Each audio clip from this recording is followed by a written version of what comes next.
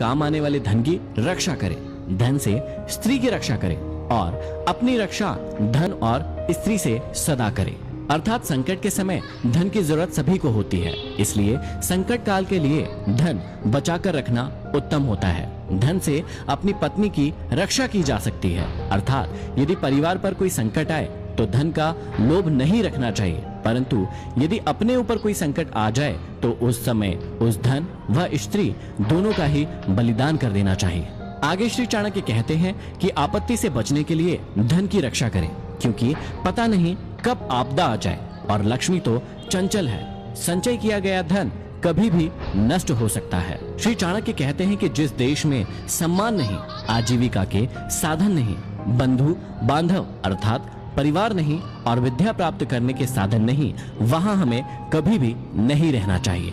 अगले श्लोक में श्री चाणक्य कहते हैं कि जहां धनी, वैदिक ब्राह्मण, राजा, नदी और वैद ये 5 ना हो, वहां एक दिन से भी ज्यादा नहीं रहना चाहिए।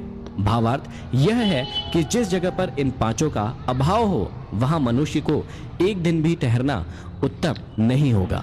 जहां धनी व्यक्ति होंगे वहां व्यापार अच्छा होगा, जहां व्यापार अच्छा होगा तो वहां आजीविका के साधन भी अच्छे होंगे। जहां श्रुतियों अर्थात वेदों के ज्ञाता ब्राह्मण होंगे, वहां मनुष्य जीवन के धार्मिक तथा ज्ञान के क्षेत्र में भी विस्तृत रूप से फैले हुए होंगे।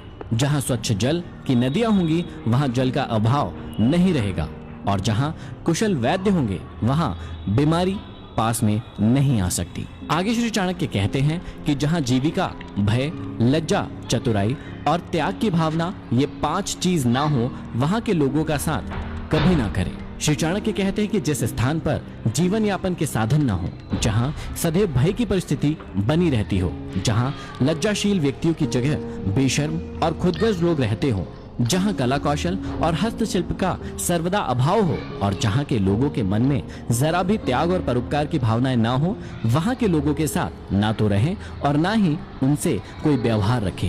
श्री चाणक्य कहते हैं कि नौकरों को बाहर भेजने पर, भाई बंधुओं को संकट के समय तथा दोस्तों को विपरीत परिस्थितियों में और अपने स्त्री को धन के नष्ट हो जाने पर परखना चाहिए, अर्थात उनकी परीक्षा लेनी चाहिए। चाणक्य ने समय समय पर अपने सेवकों, भाई बंधुओं, मित्रों और अपनी स्त्री की परीक्षा लेने की बात कही है। समय आने पर ये लोग आपका किस प्रकार साथ देते हैं या देंगे, इसकी जांच उनके कार्यों से ही होती है। वास्तव में संसार में मनुष्य का संपर्क अपने सेवकों, मित्रों और अपने निकट रहने वाली अपनी पत्नी से होता है। यदि ये लोग छल करने लगे तो जीवन दुभर हो जाता है। इसलिए समय समय पर इनकी जांच करना जरूरी है कि कहीं ये आपको धोखा तो नहीं दे रहे हैं। आगे समझाते हैं कि बीमारी में, विपत्ति काल में, अकाल के समय, दुश्मनों से दुख पाने या आक्रमण होने पर राज दरबार में और शमशान भूमि में जो साथ रहता है वही सच्चा भाई बंधु अथवा मित्र होता है। श्री चाणक्य समझाते हैं कि जो अपने निश्चित कर्मों तथा वस्तु का त्याग करके अनिश्चित की चिंता करता है, उसका अनिश्चित लक्ष्य तो नष्ट हो ही जाता है, निश्चित भी नष्ट हो जाता है। किसी ने सही कहा है, आधी को छोड़ सारी को धावे, आधी मिले न पूरी पावे।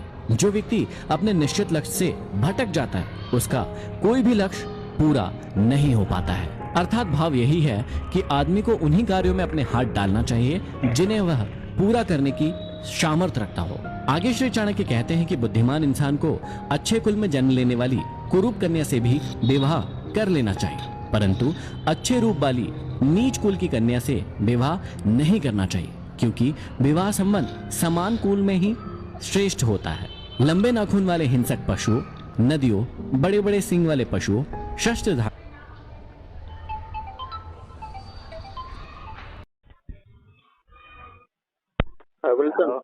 हाँ कहाँ है? घर पे हूँ, आ जाऊँ क्या तेरे पास? अभी थोड़ी देर में यो मैं बुलाऊंगा, ठीक है फिर चलेंगे। ठीक है, वो उधर ये काम देख रहे ना।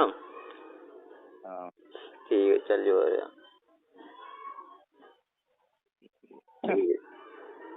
ठीक है रख। स्त्रियों और राज परिवारों का कभी भी विश्वास नहीं करना चाहिए।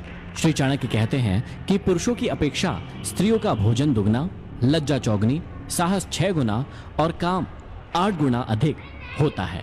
इन बातों का हमेशा ध्यान रखना चाहिए। ये था भाग 1। अब हम सुनेंगे अगले एपिसोड में भाग 2।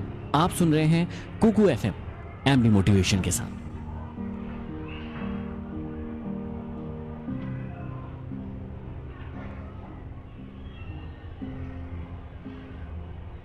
नमस्कार